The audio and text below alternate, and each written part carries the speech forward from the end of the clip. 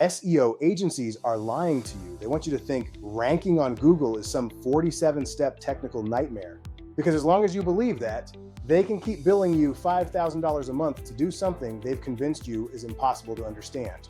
I help local business owners rank in the top 3 on Google Maps. I just helped a client double their leads doing exactly this. And today I'm going to explain how Google and AI actually decide who to recommend in the simplest way possible. Because once you see how straightforward this is, you're going to be furious at every agency that worked overtime to make it sound complicated. And it comes down to 3 things. 3 things every search engine and every AI recommendation system uses to decide who wins. The first one is this: give people exactly what they're looking for. Think about a kid asking where the bathroom is. You don't hand them a book about plumbing, you just point to the bathroom. Google and AI work the exact same way. So, if someone searches AC repair near me, they don't want a blog post about how air conditioners work. They want someone who can come fix their AC today. Let me show you what this looks like. Pull up AC Repair Houston, one of the most competitive markets. The top organic result loads fast. But giving people what they want is only part of it. Because there's a second thing these systems judge you on. And this is where most local businesses completely blow it. Your website has to actually match what people are searching for. Think about it this way.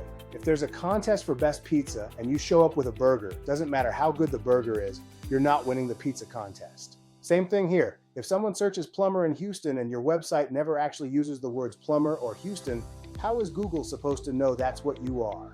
I've had clients come to me where their SEO agency had been writing blog posts for months, things like 5 ways to winterize your water heater, while the service they actually wanted calls for was water heater replacement. Their website barely mentioned it. How is ChatGPT supposed to recommend you for something your site doesn't clearly say you do? These systems can't read your mind. So the rule is dead simple. If you sell it, write about it. If you do it, it needs to be on your website. If you serve a specific city, that city's name needs to be on your website, not buried somewhere, front and center. Think of it like this. Imagine a wall covered in 100 messy flyers, nobody stops. Now imagine one giant neon sign. That's the signal Google and AI are looking for, one clear, specific signal. But there's something that matters just as much as what you say. Even if your site has all the right words, if it's a pain to use, people leave. And when people leave, Google notices. Someone searches AC repair, they click your site, it takes 8 seconds to load, they're gone, they hit back, they click your competitor. Google just watched that happen. And Google remembers. So here's the checklist. Your site needs to load fast. It needs to work perfectly on a phone. Your phone number needs to be at the top, visible, easy to tap. And you need that security padlock, the HTTPS. Now your website says the right things and it works well. That gets you in the game. But it's the third thing that actually separates the businesses on page 1 from the businesses nobody ever finds: trust and reputation.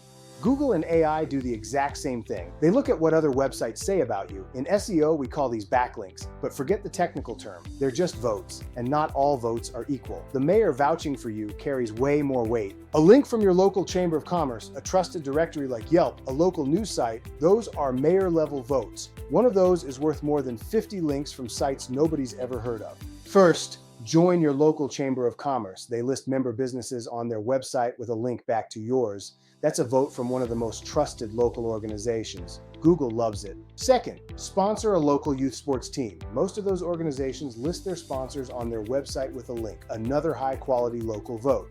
Third, get listed in the major directories: Yelp, Angie, BBB, Bing for Business. Each one is another vote telling Google and AI that your business is real. Fourth, partner with other local businesses. Real estate agents are a great one for home service companies. A link from their site to yours is a quality, relevant local vote. And fifth, get featured in Best of Articles. These roundup articles carry serious weight with AI systems right now because they're specifically about the service you offer.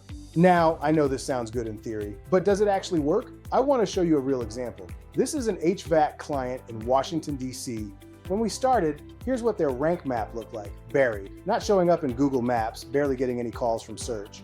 We did exactly what I just walked you through. We updated their website, joined the DC Chamber of Commerce, cleaned up directories, and got them on Bing for Business. Here's where they ended up: top of Google Maps.